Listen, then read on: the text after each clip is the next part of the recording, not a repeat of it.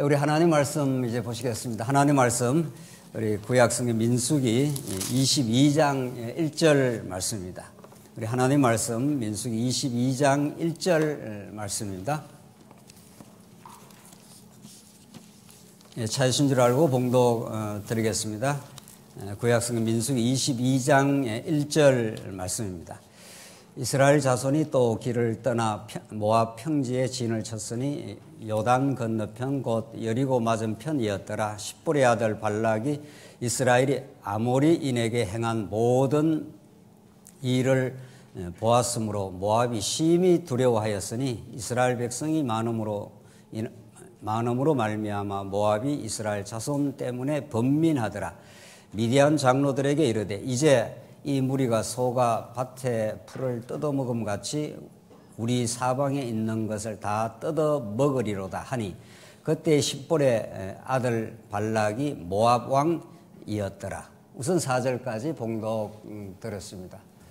하나님께서 아브라함에게 언약을 하셨는데 너가 큰 민족을 이루어 하나님의 복된 나라, 복된 백성이 될 것이라고 하나님께서는 약속을 하셨습니다. 그 약속을 하나님께서 단박에 일거에 이룰 수 있지만은 하나님께서 그렇게 하지 아니하시고 그들을 400년 애굽 종살이를 시키는 고통의 역사, 신음의 역사로 하나님께서 인도를 하십니다. 그 신음이 하늘에 닿았을 때 하나님께서 그제사 아브라함 언약을 기억하사, 성경의 표현이 그래 되어 있습니다. 하나님께서 그걸 망각했다가 기억한다는 뜻은 아니죠. 하나님께서 계획과 작정하신 가운데 그 하나님의 크고 놀라운 능력과 은혜를 가르쳐 주기 위하여 400년 종살이가 필요했고 그들은 열재앙으로도 스스로 나올 수가 없습니다. 굉장한 재앙 사건이었는데도 그 재앙으로는 이스라엘 백성들이 400년 애굽이라고 하는 강팍한 그들의 치하 속에서 벗어날 수가 없습니다. 하나님께서 마지막 6월절 어린 양의 핏값을 통해서만 그들이 해방을 받습니다.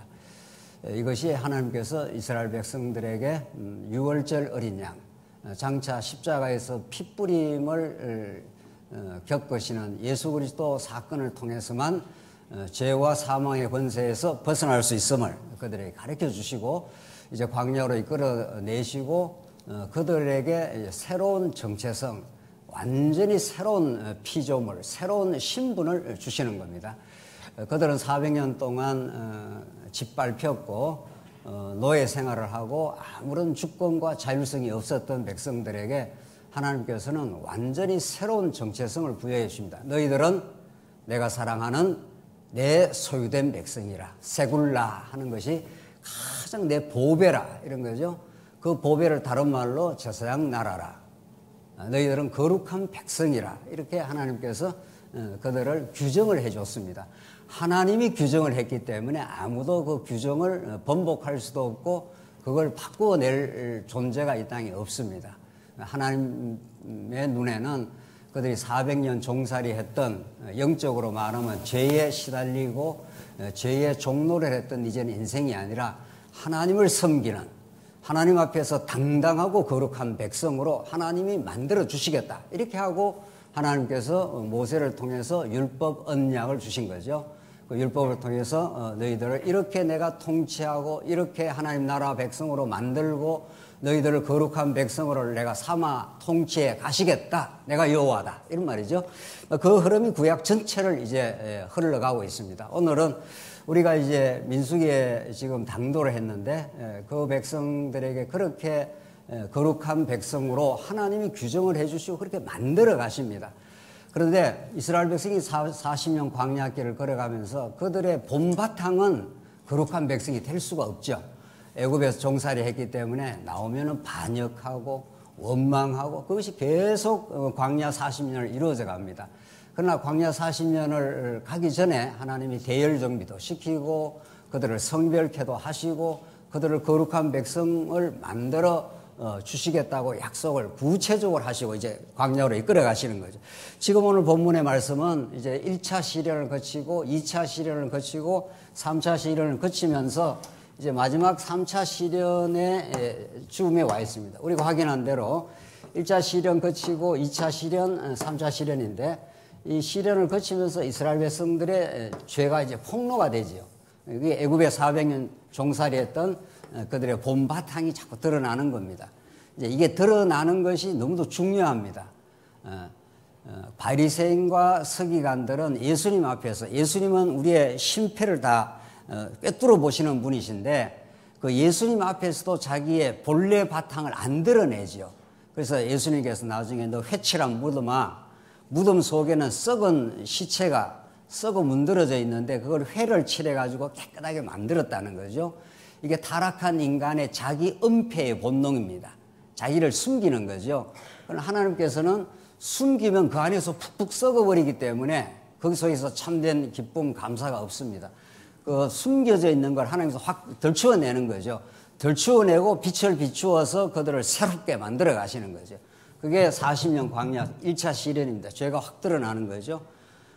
모세를 얼마나 원망을 했습니까? 그때마다 하나님께서는 제사 제도를 통해서 다시 하나님의 거룩한 백성 만드시고 2차 시련에서도 또 드러나고 제사 제도 통해서 또 회복시키시고 또 3차 시련 통해서 또 그들의 죄를 드러내시고 또 제사 제도를 통해서 회복시키고 이 패턴이 똑같습니다. 패턴이. 그러니까 이게 이스라엘 백성을 통치해가는 방법인데 이 패턴 그대로 여러분과 제 삶도 그대로 진행이 됩니다. 그렇죠? 우리가 지금 광야길을 걸어가면서 뭐 아무리 숨기려 해도 숨길 수가 없습니다. 우리의 어떤 본 바탕을 자기 중심적이고 철두철미하게 자기 영광적인 이걸 어떻게 숨기겠어요? 좀 사회생활 하면서는 숨길지 몰라도 가정생활에 딱 현장에 들어가면 숨길 수가 없습니다. 그래서 우리는 서로 가정 안에서는 눈치 보면 다 아는 겁니다. 당신도 죄인, 나도 죄인 이렇게 되는 거죠. 이게 우리 교회 생활도 마찬가지예요. 교회 생활 이렇게 넥타이 메고 깨끗하게 입고 나오면 깨끗해지는 겁니까? 그렇지 않습니다.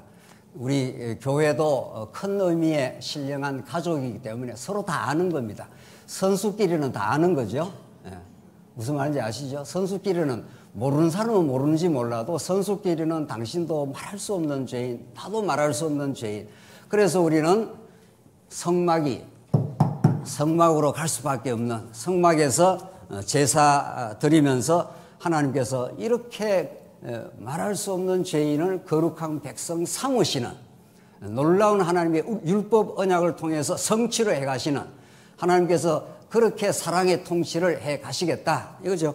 오늘 22장은 세 번째 시련 가운데서 이제 아모리 땅에 아모리 시온 왕을 다 정복을 해버렸습니다. 지난 시간 그들이 도전을 해와서 전쟁을 치른 거죠.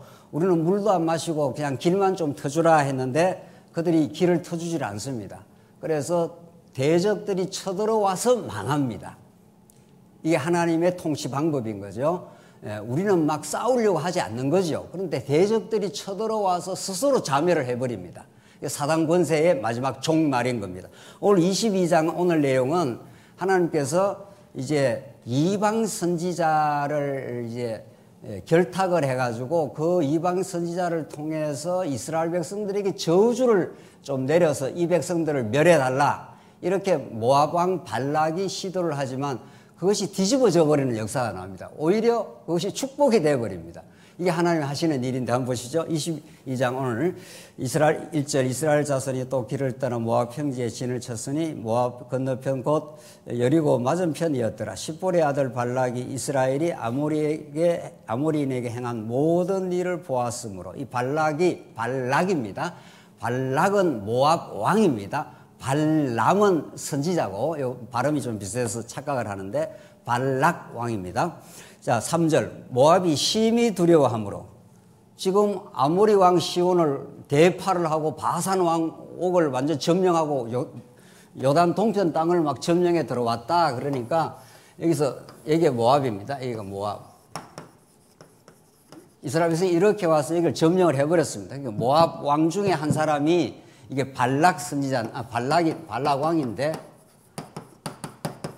발락 왕이 이제 심히 두려움을 느꼈습니다. 어이쿠, 이들이 우리까지 다, 잡아삼키겠구나 이렇게 된 거죠. 그래서 3절 모압이 심히 두려워하였으니 이스라엘 백성이 많음으로 말미암아 모압이 이스라엘 자손 때문에 번민하더라. 고민이 생겼습니다. 아하, 큰일 났구나 이렇게 된 거죠. 그래서 미디안 장로들에게 이르되 모압과 미디안이 결탁을 해가지고 이 막 밀고 들어오는 이스라엘 백성들을 이제 물리쳐야 되겠다. 해서 방법을 하나의 전략을 하나 세운 겁니다. 미디안 장로들이 이르되 이제 이 무리가 소가 밭에 풀을 뜯어먹음 같이 우리 사방에 있는 것들 다 뜯어먹으리로다 하니 그때 십볼의 아들 발락이 모압 왕이었더라.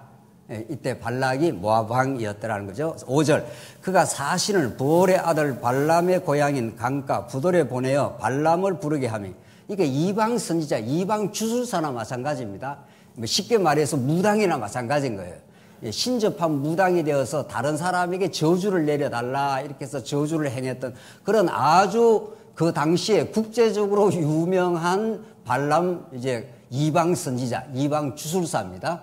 이 소식을 듣고 그의 힘을 빌어 가지고 이제 이스라엘 백성들 밀고 들어오는 이스라엘 백성들을 이제 패배케 하려고 저주를 내리려고 하는 겁니다. 이르되 보라 한 민족이 애굽에서 나왔는데 그들이 지면에 덮어서 우리 맞은편에 거주하였고 우리보다 강하니 청하건대 와서 나를 위하여 이 백성을 저주하라. 참 이스라엘 백성들 정말 광야 40년 이제 광야 40년 다 되었을 때거든요. 얼마나 정말 유리방황했던 이스라엘 백성인데 하나님께서 이제 강하게 만들어 왔습니다. 옛사람을 하나하나 죽여가고 1차 시련, 2차 시련, 3차 시련 이게 전부 옛 자아를 죽이는 과정이죠. 우리 영적으로 말하면 우리 육체의 소욕, 아담의 근성이 붙어있는 육체의 소욕을 죽여가고 우리 속사람을 키워온 과정입니다. 그래서 아모리 왕이 굉장히 강한 백성들입니다. 이 모압 땅에 있는 아모리 왕을 쳐들어와서 그들을 하나님께서 물리치도록 그렇게 한 거죠. 그렇게 해서 아주 점점 이제 속사람이 강해지는 강한 백성으로 지금 이제 하나님께서 키워 놓으신 거죠. 그래서 6절에 우리보다 강하니 했지 않습니까? 이거 위협을 느끼는 겁니다. 이 대적들이 청하건대 와서 나를 위하여 이 백성을 저주하라. 내가 혹 그들을 쳐서 이겨 이 땅에서 몰아내리라. 그대가 복을 비는 자는 복을 받고 저주하는 자는 저주를 받을 줄을 내가 알미라. 이 말을 지금 듣고 있는 이스라엘 백성들은 이제 이거를 읽었다면은 무엇이 이렇게 상기가 됩니까? 오늘 지금 발락이 발람한테 이렇게 해달라는 거 아니에요? 그대가 복을 비는 자는 이 발람 선지자한테 그대가 복을 빌면은 복을 받고 그대가 저주를 하면은 저주를 받을 줄 내가 안다. 그러니까 그 시대의 발람 선지자는 국제적으로 아주 유명한 이방 선지자, 유명한 주술가입니다. 신통력이 있다고 보는 거죠. 사실은 그대가 복을 비는 자는 복을 받고 저주하는 자는 저주를 받을 것이라. 이게 누가 하는 말입니까? 근본적으로. 기억나시나요? 창세기 12장 1절로 3절에 보면은 하나님께서 아브라함에게 아비 친척 땅을 떠나서 내가 지시할 땅으로 가라. 내가 복의 근원이 된다. 큰 민족을 이루게 된다. 그러면서 마지막에 하는 말씀이 너를 저주하는 자가 어떻게 해요? 저주를 받고 너에게 복을 비는 자는 복을 받는다. 하나님은 아브라함 편이다. 그러니까 너를 저주를 할 수가 없다. 이 말이죠. 너를 저주하면 저주를 받게 되니까. 그러니까 참 재미난 이게 하나의 그 말씀이에요. 이방 선지자가 복 주고 이방 선지자가 저주할 수 있냐고요? 그렇지 않죠. 복과 저주의 권한은 그게 하나님의 통치 방법인데, 그렇죠? 그것은 우리 하나님 여호와만이 가지고 있는 말씀인 거죠. 이걸 거꾸로 자고 써먹으려고 하지만 이게 작동될 수가 없는 거죠. 결국은 발락 왕이 발람 선지자를 동원해서 이스라엘을 이제 저주케 하고 패배를 시키려 했던 그 전략이 확 180도로 뒤집어져 가지고 오히려 그들에게 복이 되는 놀라운 장면입니다. 이것은 구약의 모든 말씀은 장차 오실 메시아를 가리키는 거니까, 예수 그리스도를 가리키는 말씀이니까, 예수 그리스도를 통해서 이루어지는 하나님 나라를 가르쳐주는 말씀이니까, 예수님 당시에 이 대적들이 일체 단결했습니다. 본디오 빌라도는 로마 제국의 힘을 빌어서 온 식민 통치자고, 헤롯 왕은 아주 술수가 능한 그런 정치 몰입입니다. 예. 오늘날에도 정치 몰입애들이 많지 않습니까? 아주 술수가 뛰어난, 이렇게 하면 저렇게 하고 저렇게 하면 이렇게 하고 이렇게 해서 권력을 탐하는 그런 정치 몰입애가 헤롯 왕입니다. 헤롯 왕, 본디오 빌라도, 우매한 군중들, 거기다가 예수님의 제자 중에 하나 가룟 유다까지 전부 결탁을 했죠. 전부 이 성에 모여서 저 예수 하나를 죽여버려라 이렇게 했죠. 대적들이 사단의 권세의 종로로 하는 그 모든 대적들이 결탁을 해서 예수를 죽여버리면은 우리가 이 세상을 지배한다 뭐 이런 거죠. 사단이 그렇게 역사를 하는 거 아닙니까? 그래서 예수를 착착 이렇게 전략을 세워서 예수를 십자가로 몰아갔죠. 그것이 어떻게 됐습니까? 네. 그래서 이겼습니까? 십자가에서 못 박아 죽인 거죠. 그래서 사단이 승리했다고 생각을 한 거죠.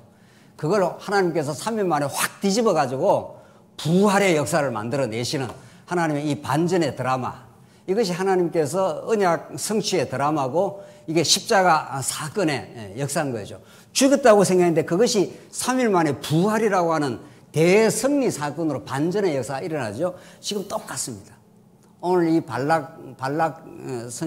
이 왕이 지금 발람 선지자를 이제 고용을 하는 겁니다. 예, 검은 보화를 줘서 고용을 해서 이스라엘 백성을 어떻게 하는 거예요? 7절. 모압 장로들과 미디안 장로들이 손에 복채를 가지고 떠나 발람에게 이르러 발락의 말을 그에게 전하며 발람이 그들에게 이르되 이 밤에 여기서 유숙하라. 여호와께서 내게 이르시는 대로 너에게 대답하리라. 참 신기한 말이 나와요. 이 이방 주술가인데 하나님께서 이방 주술가의 마음을 딱 장악을 해버렸습니다. 이게 하나님 나라의 세계관이에요. 하나님은 지금 대적들, 교회를 괴롭히는 대적들이라든가 본디오 빌라도, 그 당시 예수님 당시에 헤롯 대왕 이런 자들이 얼마나 예수님을 죽음의 사지로 착착 몰아간단 말이죠. 그런데 하나님의 주권적 장중에 들어있는 거죠. 그들이. 그래서 예수 믿는 사람이 얼마나 든든하고 예수 믿는 사람이야말로 예수를 그리스도로 하나님을 여호와로 제대로 우리가 믿게 되면은 우리를 도전한다든가 우리를 괴롭힌다든가 힘들게 하는 세력이 마침내 우리 되게 만들어주는, 우리를 그리스도 앞으로 가게 만들어주는, 풍랑이 일어야 포구를 배가 찾지 않습니까? 항구를 찾는다고요. 풍랑이 일어야 피난처를. 그러니까 우리 주변에 역사하는 모든 것들을 하나님께서 완전히 장악하고 계시는 거죠. 발람 선지자의 마음을 여호와 하나님께 딱 장악을 하고 있기 때문에 발락이 이렇게 전략을 꾸며가지고 이스라엘 백성들을 지금 저주하라고 하는데 발람은 그렇게 발락의 말을 듣는 게 아닙니다. 여호와께서 내게 이르시는 대로 너에게 대답하리라. 모압 귀족들이 발람에게 유숙하니라. 하나님이 발람에게 임하여 말씀하되 너와 함께 있는 이 사람들이 누구냐? 발람이 하나님께 아뢰되 모압 왕 십볼의 아들 발락이 내게 보낸 자들이다 하니라. 여호와 하나님 앞에 꼬박 보고를 다 하죠. 11절. 보라, 애굽에서 나온 민족이 지면에 덮였으니 이제 와서 나를 위하여 그들을 저주하라. 내가 혹 그들을 쳐서 몰아낼 수 있으리라 하나이다. 애굽에서 나온 이 백성들이 막 밀고 올라오는데 그들을 좀 저주하라 합디다. 이렇게 하나님 앞에 지금 발람 선지자가 그대로 꼬박꼬박 보고를 하죠. 그러니까 하나님이 뭐라고 그러신가 보십시다. 12절. 하나님이 발람에게 이르시되 너는 그들과 함께 가지도 말고 그 백성들을 저주하지도 말라. 그들은 뭐라고 되어 있습니까? 복을 받은 자들이나. 하나님이 복을 줬는데 누가 이 복 받은 사람을 저주를 하거나 멸절을 시키거나 패배시킬 수 있겠냐 이 말이에요. 그러니까 이방 선지자의 말을 통해서 하나님의 뜻도 전한다니까요. 그러니까 우리는 근본적으로는 성경 말씀이 하나님의 뜻 전달인 거죠. 근본적으로는 이게 특별계시로 성경이 하나님의 말씀인데 성경 말씀을 우리가 잘 깨닫기만 한다면은 우리 주변에 일어나는 모든 사건, 모든 일들이 하나님의 메시지를 우리에게 전달해 줍니다. 모든 사건. 그렇게 봐야 우리 신앙이 되는 거죠. 아, 저 사람이 나를 힘들게 하는 거구나. 거기에 하나님의 메시지가 들어 있습니다. 왜? 아, 내가 하나님께서 저 사람을 통해서 나를 더 낮추시려고 그러시는 거구나. 이렇게 그 사건을 해석을 하는 거 아니겠어요? 지금 하나님께서는 발람 선지자를 통해서 저주하지 마. 너가 저주한다고 내가 복준 백성이 저주를 받겠어? 지금 그 말이죠. 13절. 발람이 아침에 일어나 발락의 귀족들에게 이르되 너희는 너희 땅으로 돌아가라. 여호와께서 내가 너희와 함께 가기를 허락하지 아니하시느니라. 하나님이 허락해야 돌아가. 뭐 금은 보화 싸들고 가는 거 다 가지고 가. 이런 말이죠. 14절. 모압 귀족들이 일어나 발락에게로 가서 전하되 발람이 우리와 함께 오기를 거절하더이다. 15절. 발락이 이제 애가 탔습니다. 이제 발락이 다시 그들보다 더 높은 고관들을 더 많이 보내면 그들이 발람에게로 나아가서 그에게 이르되 십볼의 아들 발락의 말씀에 청하건대 아무 것에도 끄리끼지 말고 내게로 오라. 내가 그들을 높여 크게 존귀하게 하고 그대가 내게 말하는 것은 무엇이든지 시행하리니 청하건대 와서 나를 위하여 이 백성을 저주하라 하시더라. 엄청 띄웁니다. 이제 발락을 막 띄울 대로 막 이제 띄우는 거죠. 다 이게 사단의 전략이죠. 예, 우리 인간을 자꾸 띄워놓으면은 너가 이거 먹으면 하나님과 같이 돼. 예, 너 대단한 존재야. 이렇게 자꾸 띄워주는 거죠. 예, 그게 떠는 사람도 또 문제인 거죠. 떠는 사람도. 예. 띄워주는 사람도 자기 이익이 있어서 띄워주는 거고 그게 같이 떠는 사람도 자기 이익이 있으니까 떠는 거 아니겠어요. 18절. 발람이 발락의 신하들에게 대답하여 이르되 발락이 그 집에 가득한 은금을 내게 줄지라도 이게 하나님께서 발람 선지자에게 주신 마음이 은금을 내게 은금이 이 세상에서 제일 귀하고 좋은 건데 말이죠. 은금을 내게 줄지라도 내가 능히 여호와의 내 하나님의 말씀을 어겨 덜하거나 더하지 못하겠노라. 참 하나님 하시는 일이 묘하죠. 이방 선지자 이 발람을 통해서도 하나님의 말씀의 중요함 이것을 내가 덜하거나 더하지 못한다. 하나님께 내게 주신 말씀 그대로 내가 전할 수밖에 없다 이거죠. 19절. 그런즉 이제 너희도 이 밤에 여기서 유숙하라. 여호와께서 내게 무슨 말씀을 더하실지 알아보리라. 밤에 하나님이 발람에게 임하여 이르시되 그 사람들이 너를 부르러 왔거든 일어나 함께 가라. 그러나 내가 내게 이르는 말만 준행할지니라. 이제 하나님께서 허락이 떨어졌습니다. 같이 가라. 가긴 가는데 단지 하나 단서가 있다. 내가 내게 이르는 말만 준행해라. 다른 말 섞지 마라. 이런 말이죠. 그렇게 하나님께서 발람 선지자에게 딱 이제 그렇게 규정을 해 줬습니다. 21절. 자, 이제 재밌는 사건이 나오는데 우리 발람 선지자와 나귀 사건 이제 우리 유명한 사건 아닙니까? 나귀가 이제 가로막고 나귀가 이제 말을 하는 장면입니다. 한번 보십시오. 발람이 아침에 일어나서 자기 나귀의 안장을 지우고 모압 고관들과 함께 가니 그가 감으로 말미암아 하나님이 진노하심으로 여호와의 사자가 그를 막으려고 길에 서니라. 발람은 자기 나귀를 탔고 그 두 종은 그와 함께 있더니 나귀가 여호와의 사자가 칼을 빼어 손에 들고 길에 선 것을 보고 길에서 벗어나 밭으로 들어간지라. 그러니까 나귀 눈에는 하나님의 사자가 보이고 발람 선지자의 눈에는 하나님의 사자가 안 보입니다. 이게 이제 신비로운 이제 영적인 하나님의 그 섭리인 거죠. 하나님이 여러분과 저에게도 영적인 눈을 띄워줘야 성경의 문자 밑에 깔려있는 하나님의 통치, 신령한 통치가 보입니다. 우리의 영적인 눈을 띄워주지 않으면은 그냥 성경 읽고 그냥 문자만 읽는 거예요. 국어 문자만 읽는 거죠. 그렇게 될 수가 있습니다.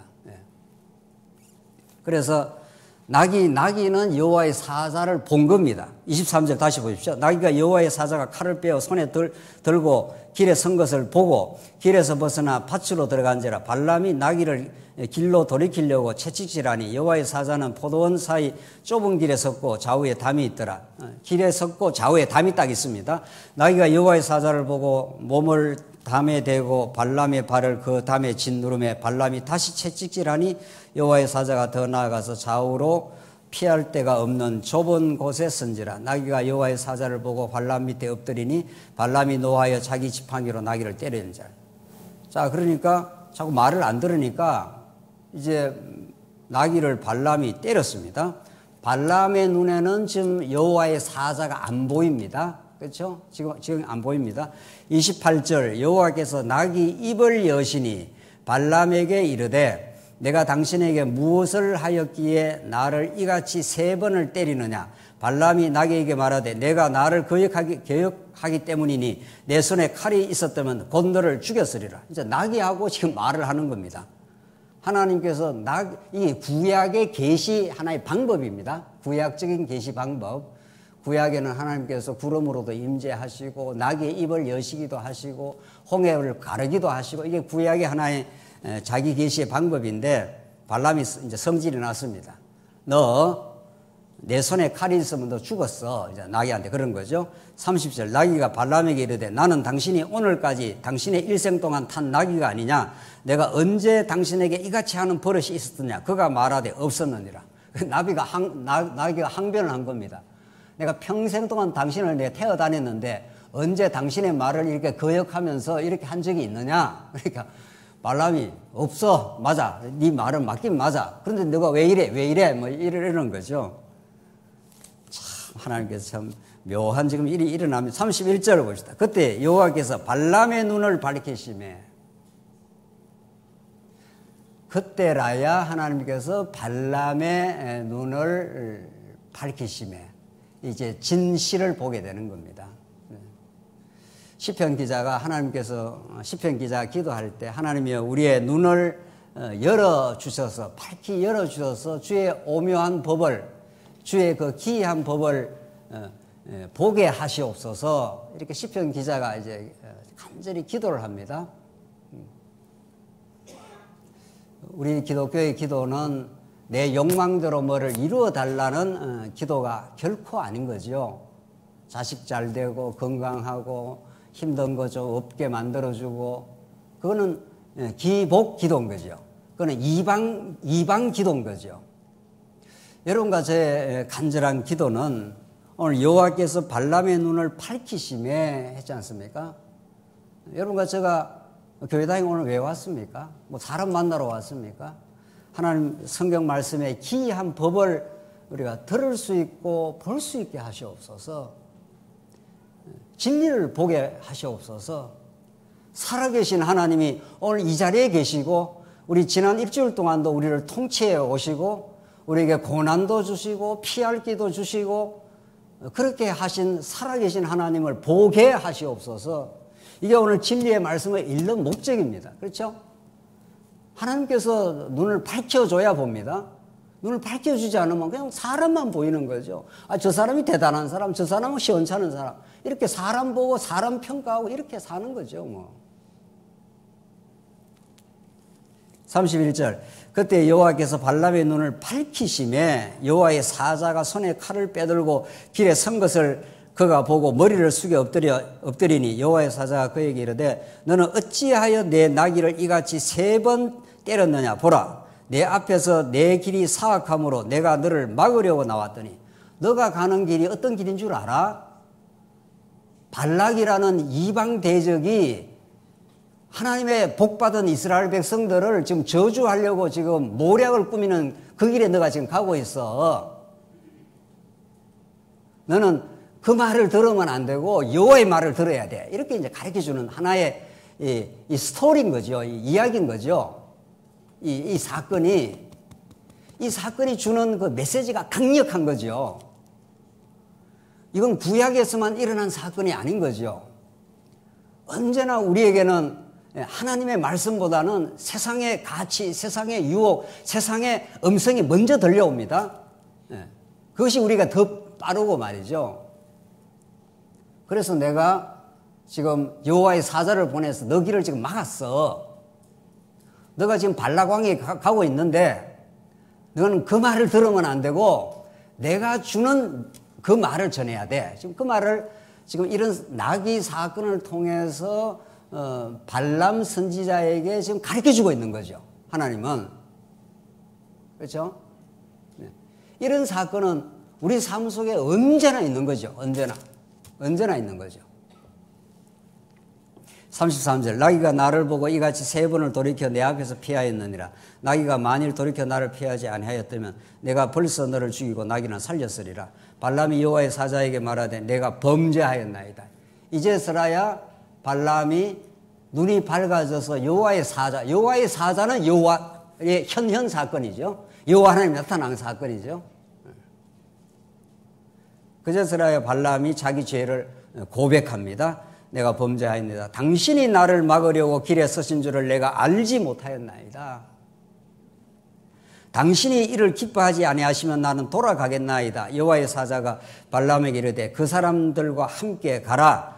내가 내게 이르는 말만 말할지니라. 발람이 발락의 고관들과 함께 가니라. 하나님께서 딱 가로막고, 근데 그 가로막은 여호와의 사자는 발람의 눈에는 보이지는 않는 거죠. 근데 하나님의 눈을 밝혀가지고 드디어 이제 깨닫게 한 거죠. 당신이 이 길이 기뻐하는 길이 아니면은 내가 돌아가겠습니다. 그제서야 발람이 그전에도 조금은 여호와의 말씀대로 하겠다는 했지만 이 나귀 사건을 통해서 뼈저리게 깨닫는 거죠. 그렇죠? 뼈저리게 이게 하나님 기뻐하는 일이 아니구나. 발락이 지금 발람 선지자를 고용을 해가지고 이스라엘 백성들을 멸절시키려는 이 사건, 이 계획이 이게 악한 일이구나. 그걸 깨닫고 돌아가겠습니다. 내가 일 안 가겠습니다. 그러니까 가긴 가라. 이렇게 해준 거예요. 이제 단서가 있는 허락이죠. 가긴 가라. 어떻게? 내가 내게 이르는 말만 할지니라. 이렇게 하나님께서는 발람 선지자를 한번 이제 교육을 시키는 겁니다. 한번 거꾸러지게 만들고 자기가 어리석었다는 걸 깨닫게 만들고 하나님의 말씀을 듣는 게 얼마나 중요하다는 걸 깨닫게 하는 거죠. 우리 인생사가 다 그런 거죠. 1차 시련, 2차 시련, 지금 3차 시련이 다 그런 거죠. 다. 여러분과 제가 지금까지 겪어왔던 시련들, 막힌 일들, 내가 이렇게 저렇게 하고 싶은 걸 이렇게 가로막은 일들이 한두 건입니까? 그것들이 우리에게는 강력한 메시지죠. 그것이 우리가 거꾸러지고 낮아지고 우리의 죄인됨을 고백하고 내가 범죄하였나이다. 내가 돌아가라면 이제 돌아가겠습니다. 이런 말 아니에요. 내 유익 따라서 하지 않겠습니다. 이런 말이죠. 그러니까 하나님께서는 그때서라야 주시는 말씀이 가긴 가되 내가 내게 이르는 말만 해. 이렇게 하나님은 불순종하는 이스라엘 백성, 불순종한 발람을 순종의 발람으로, 불순종하는 이스라엘 백성을 순종하는 이스라엘 백성으로 지금 광야 시련을 통해서 계속 우리를 달구어내고 있습니다. 옛사람을 죽이고 속사람을 살리고 옛사람을 죽이고 속사람을 살리고 이렇게 계속해서 얼마나 사랑의 연단 작업을 하고 있는지 모릅니다. 이 광야를 풀무불이라 그랬어요. 어제 어느 성도님하고 잠깐 이야기를 하는데 광야가 너무 무섭대요. 너무 어려운 일이 자꾸 닥치니까. 그런데 그 무서운 광야를 통과하면은 얼마나 새로운 인생으로 재탄생하는지 모릅니다. 우리의 옛사람을 하나님께서 녹여버리고 새로운 자아로 탄생시키는지 모릅니다. 우리에게는 원망, 시기, 미움, 왜 내 길을 막아? 이런 말이죠. 내가 지금 내 뜻대로 하고 싶은 내 길을 네가 막아? 뭐 이런 거죠. 그러면 그 사람에 대한 원망이 나오는 거죠. 내가 용서 못해? 막 이런 말이 나오는 거 아니에요? 내가 하고 싶은 걸 막아? 뭐 이렇게 되는 거죠. 하나님은 그걸 막아버리는 거죠. 너가 하고 싶은 대로 하면 너에게 참된 행복이 없어. 너가 하고 싶은 건 옛사람의 소욕이잖아. 그걸 하나님이 꺾어버리고 하나님이 원하시는, 하나님이 뜻하시는 그 복되고 복된 순종의 삶으로 하나님께서 만들어 가시는 겁니다. 민수기는 너무 리얼합니다. 이방 선지자도 그렇게 만들지 않습니까? 하물며 하나님이 자기 백성을 그렇게 만들고야 맙니다. 하나님, 너는 거룩한 백성이야. 그러니까 이스라엘 백성들 자기 뜻대로 하고 싶고 자기 마음대로 하고 싶고 잘 살고 싶고 다른 사람 앞에 떵떵거리고 싶고 뭐 다 잘하고 싶은 거 아니에요. 하나님께 그걸 꺾어버리는 역사. 그리고 하나님 나라의 그 축복과 성전에서 여호와 하나님을 만나는 그 행복과 여호와 하나님이 나의 반석이요 나의 전부요 여호와 하나님이 나의 영원히 찬송할 분이시요 그분 안에서 사도 바울의 표현을 따르자면 무명한 자 같으나 유명한 자요 내가 가난한 자 같으나 많은 사람을 부유하게 하는 자요 아무것도 가지고 있지 않는 자 같으나 모든 것을 가진 자로다. 이 엄청난 이 놀라운 신앙 말이죠. 바울은 많은 걸 가지고 있었던 사람입니다. 가말리엘 문화라는 그 당대의 최고의 학부예요. 로마 시민권이라는 건 그 시대에 아무나 가지고 있는 그런 특권이 아닙니다. 예수 만나고 다 잃어버렸습니다. 또 다 배설물로 버렸다고 했습니다. 왜? 예수 만난 그 기쁨이, 그 가치가 세상의 어떤 검은 보아와도 바꿀 수 없는, 아니, 신부가 좋은 신랑 만나면 뭐 초가상관도 좋다는 거 아니에요. 신랑이 마음에 좀 안 드시는 건지 말이죠. 한때 젊은 날 좋은 남자 만나면은 무엇이라도 좋다는 거예요. 인간 사랑도 그런 정도인데 말이죠. 우리 예수님이 내가 너를 위해서 피 흘려 죽어 내가 너를 신부로 만들어 주겠다. 세마포를 입은 신부로, 깨끗한 신부로 만들어서 나는 너의 영원한 신랑이야. 이렇게 고백을 하는 자리가 십자가예요. 그 무지막지한 하나님의 사랑, 그 끝없는 청량할 수 없는 은혜와 사랑, 그걸 우리가 받은 사람들이에요. 성경 이거 달달달달 이게 외우면 뭐 할 겁니까 이거? 이론적으로 뭐 언약 성취가 어떻고 이론적으로 알면 뭐 하냐고. 언약 성취는 너무도 중요한 성경의 원리인데 그 언약 성취는 십자가에서 최종적으로 절정으로 이루어진다고요. 그분을 통해서. 그래서 여러분과 저는 더 없는 하나님의 은혜와 사랑 속에 있기 때문에 하나님 내가 내 하고 싶은 거 마음대로 하는 삶이 아니라 당신이 원하는 대로 가겠습니다. 이 말이죠. 내 자존심 세우고 내가 하고 싶은 건 내 마음대로 하는데 누가 나를 말려. 이게 우리 옛자의 타락한 이 현대인들의 니체 이후에 신은 죽었다. 그러니까 인간이 가치를 결정하는 거야. 이게 오늘날 포스트 모더니즘의 현대인들의 망나니 같은 현대인들, 이 꽃비 풀린 망아지들이 이리 뛰고 저리 뛰고 하는 이 방황하는 현대인들 아니에요? 여러분과 저는 예수께 완전히 매여 있고 예수가 끄는 대로 예수님이 우리를 이끌어가는 그 길이 고난처럼 보이지만 그게 축복의 자리고 행복한 자리고 오늘 발람 선지자가 내가 범죄하였나이다. 그리고 내가 돌아가겠습니다. 이 길이 주님이 기뻐하지 않으면 여호와 하나님이 기뻐하지 않으면 내가 돌아가겠습니다. 아니야, 가. 내가 내게 이르는 말만 해. 그러면 돼. 36절 발람이 온다 함을 듣고 모압 변경 끝 아르논가에 있는 성읍까지 가서 그를 영접하고 발락은 발람에게 이르되 내가 특별히 사람을 보내어 그들을 부르지 아니하였느냐 그대가 어찌 내게 오지 아니하였느냐 내가 어찌 그들을 높여 존귀하게 하지 못하겠느냐. 계속 띄우는 겁니다 지금. 뭐 고관 대작 보내고 검은 보아 보내고 말이야. 지금은 아예 너를 존귀하게 만들어 주겠다. 그런데 발람이 뜨질 않습니다. 놀라운 사실은. 그렇죠? 하나님이 이미 발람을 많이 훈련을 시켰고 나귀 사건을 통해서 눈이 멀었다가 눈 떠진 사건을 경험한 거 아니에요? 그래서 38절 발람이 발락에게 이르되 내가 오기는 하였으나 무엇을 말할 능력이 있으리까? 하나님이 내 입에 주시는 말씀 그것을 말할 뿐이다. 이게 이방 주술가 입에서 나오는 말이에요. 이게 오늘 이 강단에서 자기 말을 자꾸 하는 사람들을 우리는 거짓 선지자라. 이 강단에서 자기 어떤 하고 싶은 말을 하면은 그게 거짓 선지자가 되는 거 아니에요. 강단은 오롯하게 예수는 그리스도다.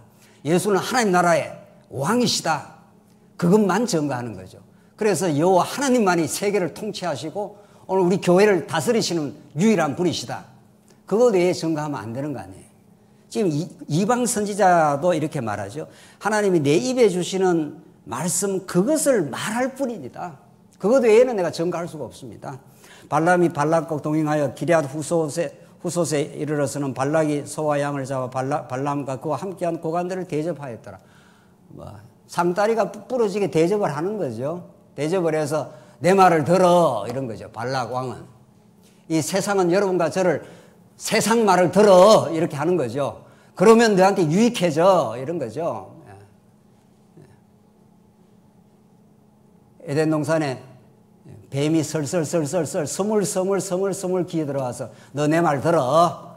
그러면 너 하나님과 같이 돼. 이렇게 하는 것처럼 오늘날도 여전히 그렇게 합니다. 여전히 여러분과 제 귀 속에다가 쏙쏙 들어오는 메시지를 주는 거죠. 너 이렇게 하면 잘 살 수 있어. 너 오늘 교회 가는 것보다 이렇게 하는 게 더 좋아. 이렇게 자꾸 귀에다 넣어주는 거죠.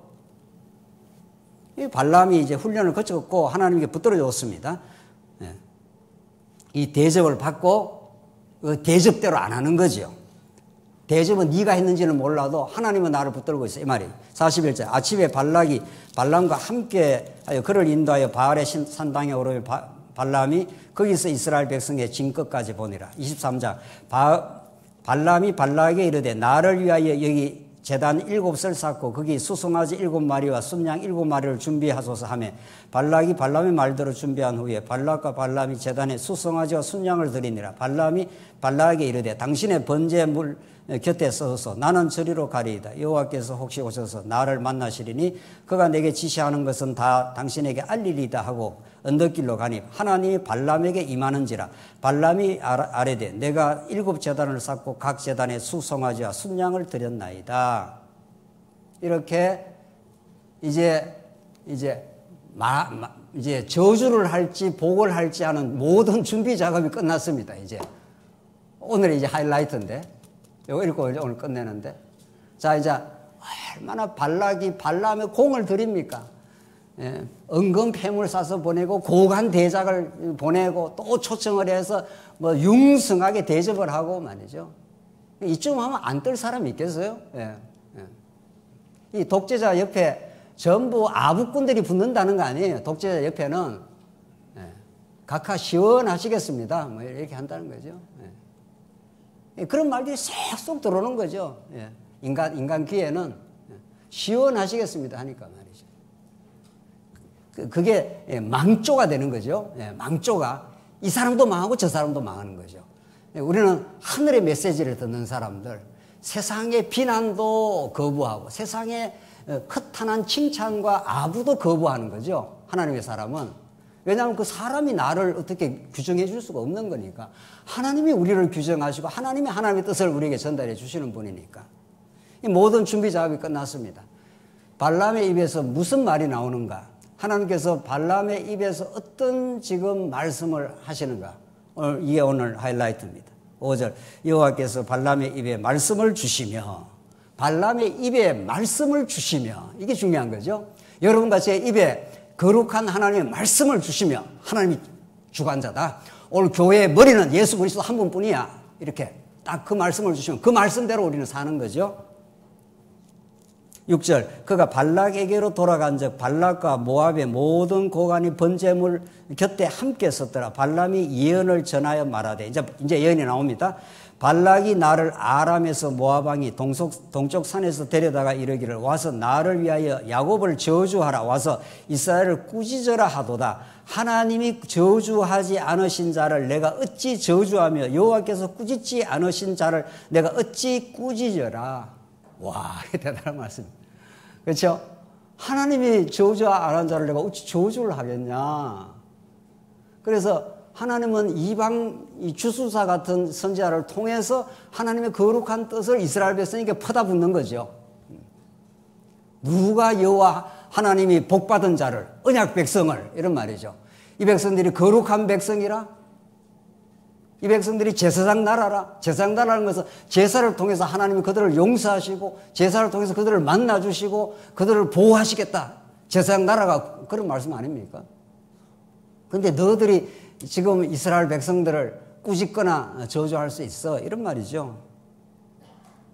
9절 내가 바위산에서 그들을 보며 작은 산에서 그들을 바라보니 이 백성은 홀로 살 것이라. 그를 여러 민족 중에서 하나로 여기지 아니하리라. 여러 민족 중에 하나.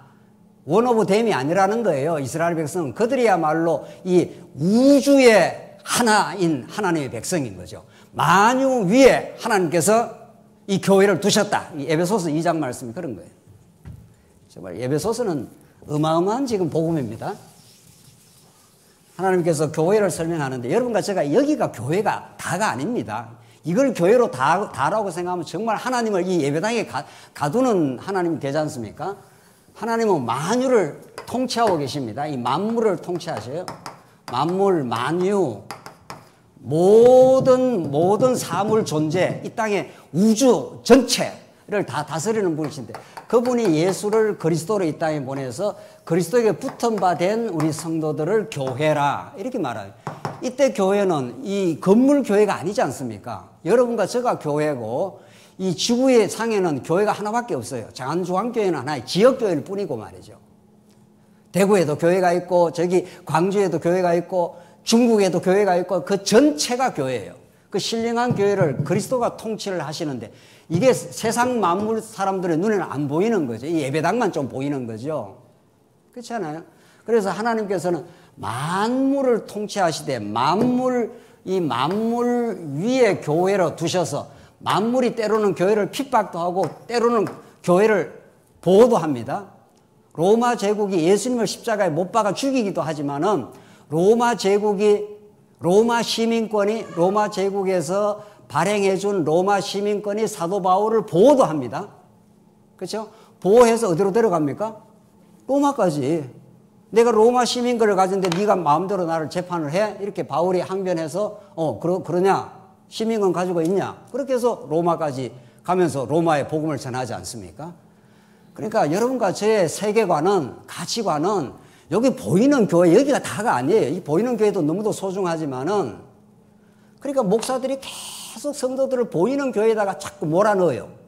여기서 충성하고 여기서 봉사하고 여기서 장로되고 여기서 권사되고 여기서 목사되고 이렇게 한다고 하니까 그게 다인 줄 알아요. 그게 무슨 대단한 무슨 감투냐고요. 그게 그렇지 않지 않습니까? 하나님께서 우리에게 주시는 이 놀라운 직분, 이 고귀한 직분은 하나님 나라라고 하는 이 교회를 섬기는 너무도 아름다운 직분이에요. 이게 무슨 세상의 명예직도 아니고 무슨 권력직도 아니지 않습니까? 그래서 만물 위에 교회가 우뚝 서 있다 이렇게 말합니다. 이게 에베소서 오늘 1장 20절에 나오는 하나님께서 만물을 통치하시되 하나님이 만유 위에 교회를 세우시고 교회의 머리로 예수가 계셔서 우주를 통치하시는 분이라 오늘 본문이 그런 거예요. 그를 여러 민족 중에 하나로 여기지 않아. 이 민족이야말로 만유를 만유되게 하는 이 세상 만사가 의미 있게 되는 것은 예수 그리스도 안에 있고 교회 안에 있어. 지금 그 말이죠. 10절 야곱의 티끌을 누가 능히 세며 이스라엘의 4분의 1을 누가 능히 셀고 나는 의인의 죽음을 죽기 원하며 나는 나의 종말이 그와 같기를 바라노라. 야곱의 티끌이 생육하고 번성해. 이 구약적 표현이죠. 하나님 나라가 이 땅에 그 하나님 나라의 이 확장과 펼쳐짐을 아무도 막을 수가 없어. 막으려고 하는 발락의 저주 요청이 발람의 축복으로 뒤집어진 거죠. 이게 하나님이 하시는 일이죠. 그래서 예수님을 십자가로 몰아서 죽여버렸지만은 3일 만에 부활해서 십자가야말로 구원의 상징이 되어버린 거죠. 하나님 나라 출현의 스타트가 된 거죠. 사단 권세가 여러분과 저를 어떻게 할 수가 없습니다. 그렇죠?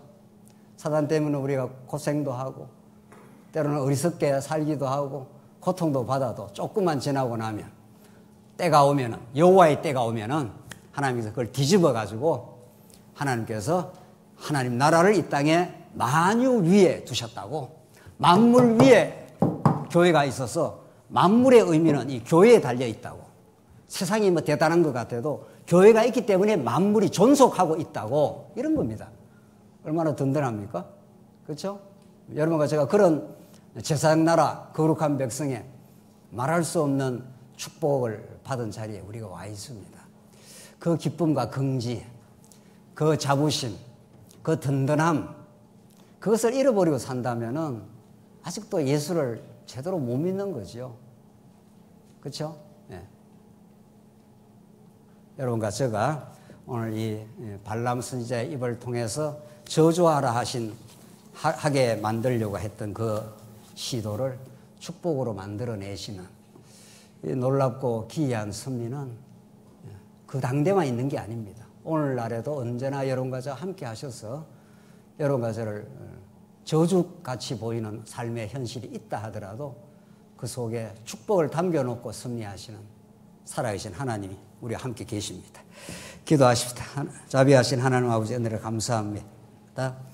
하나님께서 이 세상을 통치하시되 만물 위에 교회를 두시고 이 교회를 통해서 우리 하나님을 여호와로 우리 아버지로 모시며 사는 이 놀라운 특권과 기쁨을 주셔서 참으로 감사합니다. 이 진리가 우리의 삶을 지배하게 하시옵소서. 예수님 이름으로 기도하옵나이다. 아멘.